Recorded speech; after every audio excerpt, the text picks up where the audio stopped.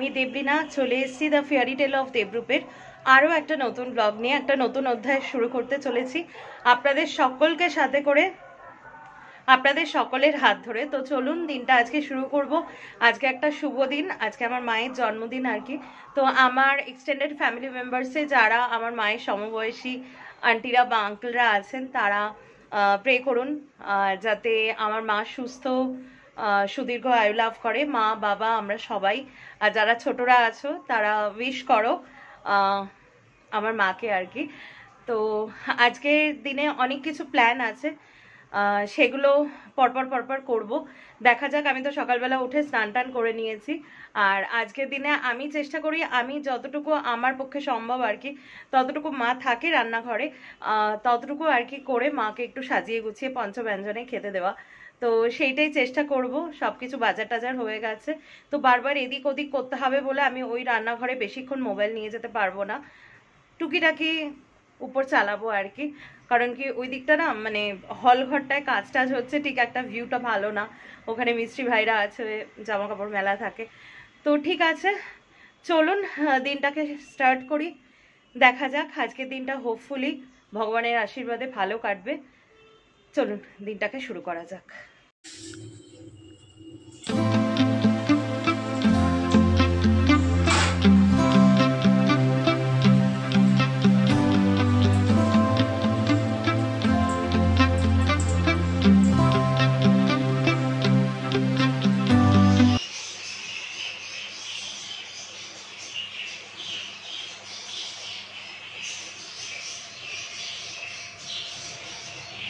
Video করছো তুমি?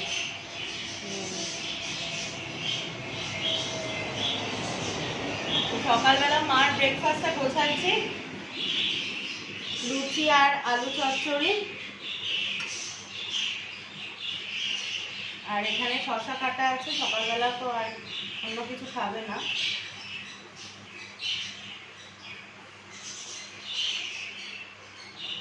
আর একটু মিষ্টি সাজিয়ে দিই।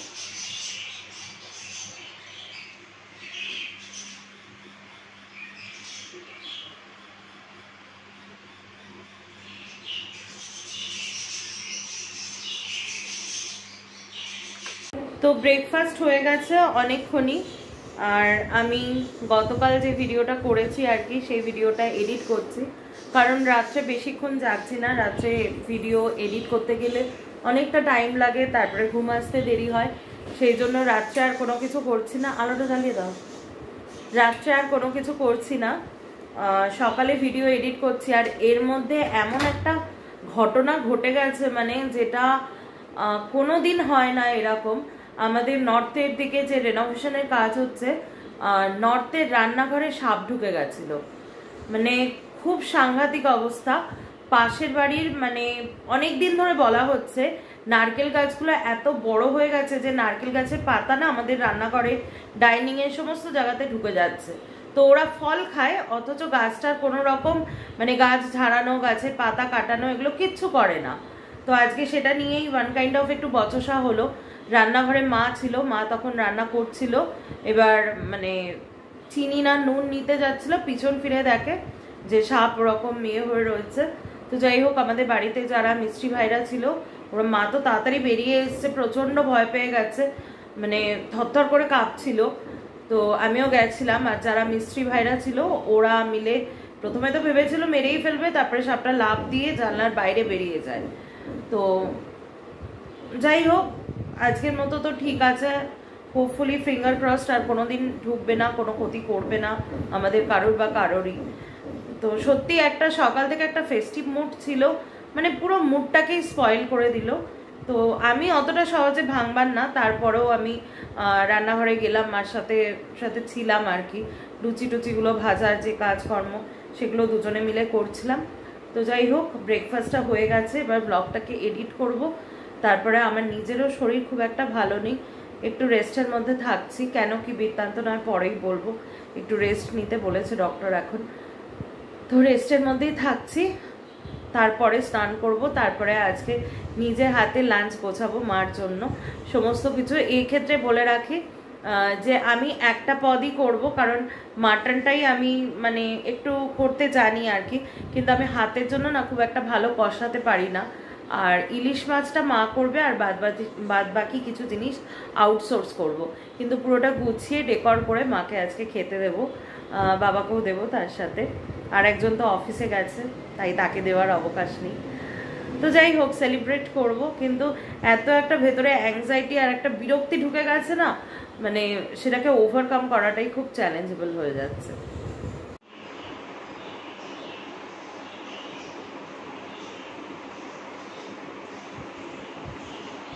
মিষ্টিটা তো দিতে হবে, মাকে পরে ডাকছি, আগে একটু খেলিয়ে এসো, মা ঘরে রয়েছে।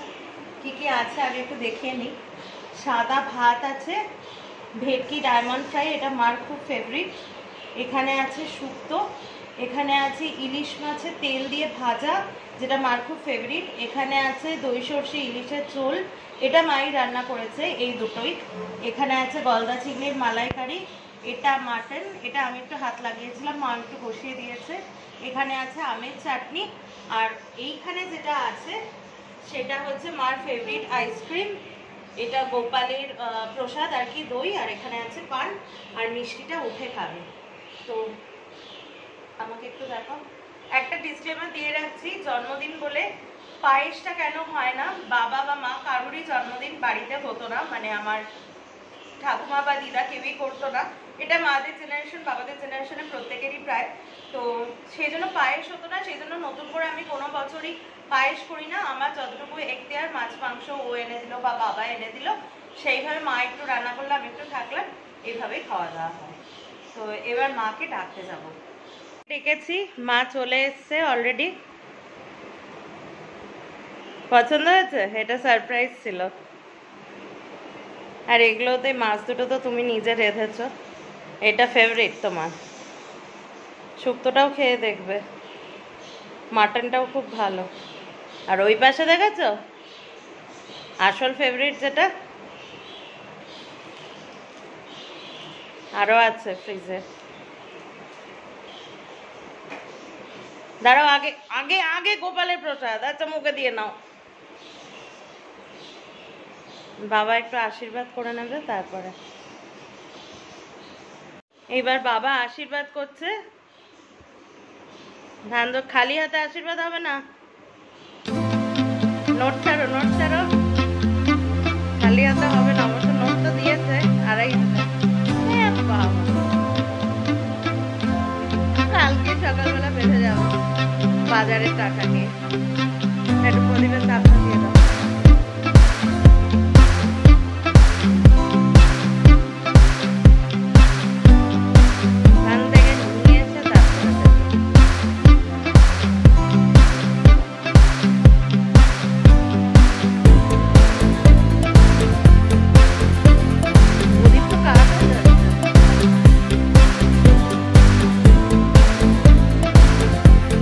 তারা এবার আমি গোপালের প্রসাদটা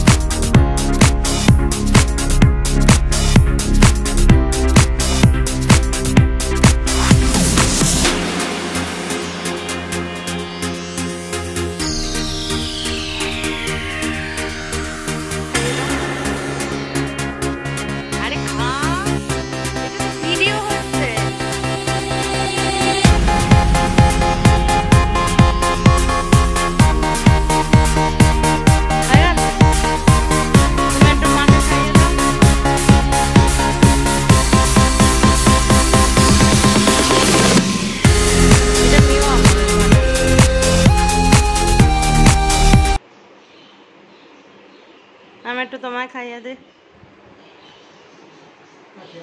হুম, যা করি দুজনের জন্য একই।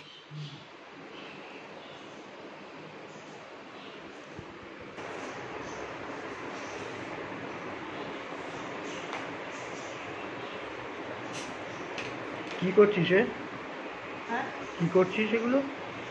ওই যে এখানে ওরা কাজ করছে মিস্ত্রিরা, মার জন্মদিনে ওদেরকে একটু খাওয়াই।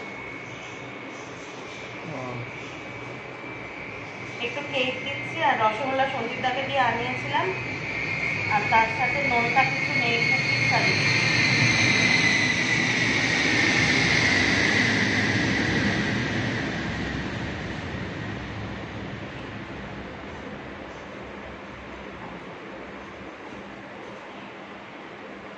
ওদেরকে একটু ডাকি।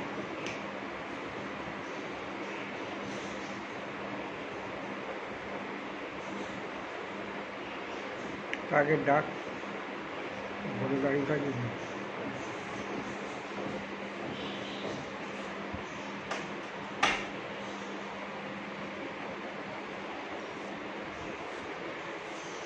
বিপুল, হ্যাঁ, একটু শুনে যাও।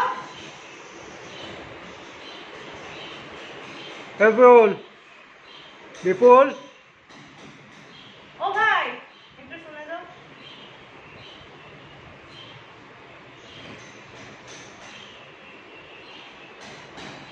বলছি এটা আর একজনকে ডাকো, আজকে আমার মার জন্মদিন, তোমাদের সবার জন্য একটু মিষ্টি, একটু কেক, আরেকজন কাউকে ডাকো, আর কোল্ড ড্রিঙ্কস আছে। কি বললো? আসছি।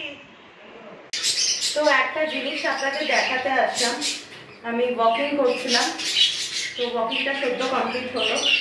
আমার এই বাচ্চাটা দেখাচ্ছি, এই বাচ্চাটা কালকের থেকে বেশ অসুস্থ হয়ে পড়েছে। ও এই দাঁড়া বাবা, এই পটি জায়গাটা দেখুন, সবুজ পটি করছে একদম। যাদের ভাল লাগবে না তারা দয়া করে স্কিপ করে যাবেন, আমি বারবারই বলি ওরা আমার সন্তান, সুতরাং ওদের ক্ষেত্রে আমি কোনো খেলনা পিসি কোনো কিছু কাজে লাগাই না। তো জল খাওয়াও ওর অনেক কমে গেছে। এই খাঁচাটায় ছিল, এই খাঁচাটায় ওকে ভীষণভাবে মারধরও করেছে, জলও খাওয়াও কমে গেছে, মানে ওকে ওর গায়ে কেউ হাত দিলে ও ভয় পাচ্ছে।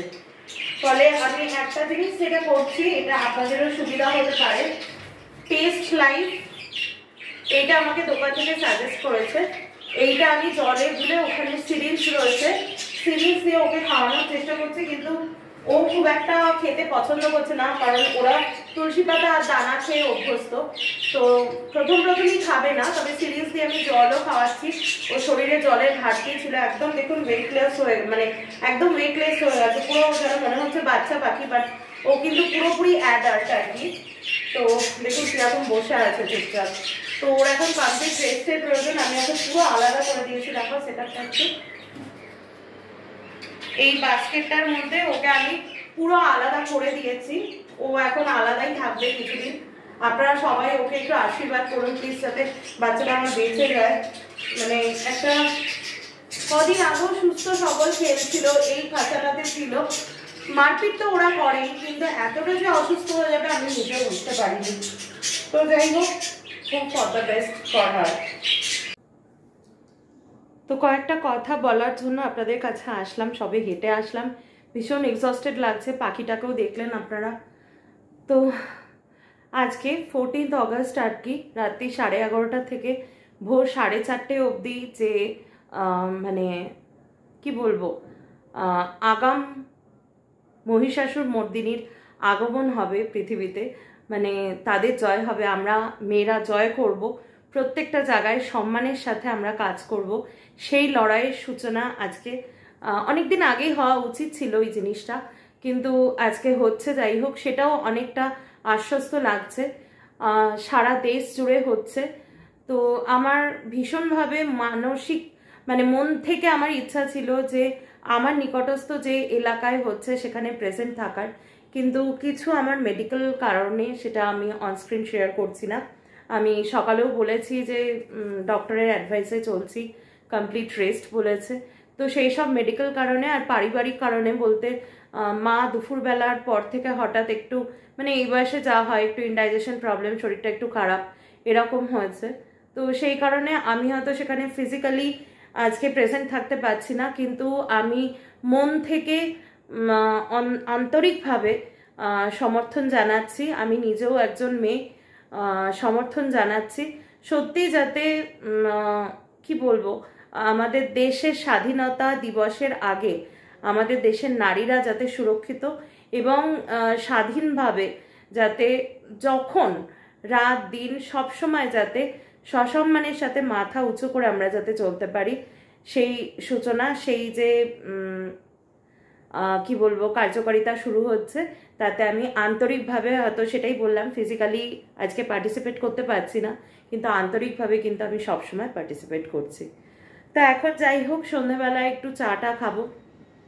মা রেস্ট করছে, ঘুমাচ্ছে, মাকে বললাম না উঠতে, দুপুরেও কিছু খুব একটা খেতে পারিনি সকালে যে ইনসিডেন্টটা আপনাদের বললাম তার জন্য। তো যাই হোক, এখন একটু চাটা করে খাবো, তারপরে একটু লেখালেখির কাজ আছে, তারপরে এখন একটু রেস্ট নেব, তারপরে চা খাবো, তারপরে লিখবো, তারপরে আজকে ডিনারের ব্যাপার আছে। Wish you a very good morning সবাইকে বলছি। কালকে কিছু বিশেষ কারণের জন্য ব্লগটাকে আমি এন্ড করতে পারিনি। সবে ব্রেকফাস্ট কমপ্লিট হলো, এই যে একদম পাউরুটি, মানে পুরো একদম লাইট ব্রেকফাস্ট আর কি। তো ব্যাপারটা হচ্ছে মার শরীরটা একটু গন্ডগোল হয়েছিল, সেই জন্য সেটা নিয়ে ব্যস্ত থাকার জন্য, এমনি কিছু না, ইনডাইজেশনের প্রবলেম হচ্ছিল, সেটা নিয়ে ব্যস্ত ছিলাম বলে ব্লগটা আর তখন করিনি। আসলে ব্যাপারটা হচ্ছে কালকে এমন একটা ঘটনা ঘটলো, ওই সাপের ব্যাপারটা, ওখান থেকে ভীষণভাবে একটা অ্যাংজিয়াস হয়েছিল।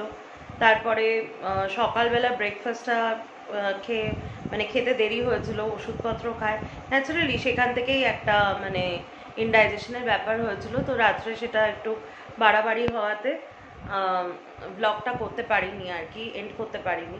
তো সেই জন্য এখন সকালবেলা ব্লগটা এন্ড করছি। শুভ স্বাধীনতা দিবস সবাইকে, সকলে ভালো থাকবেন।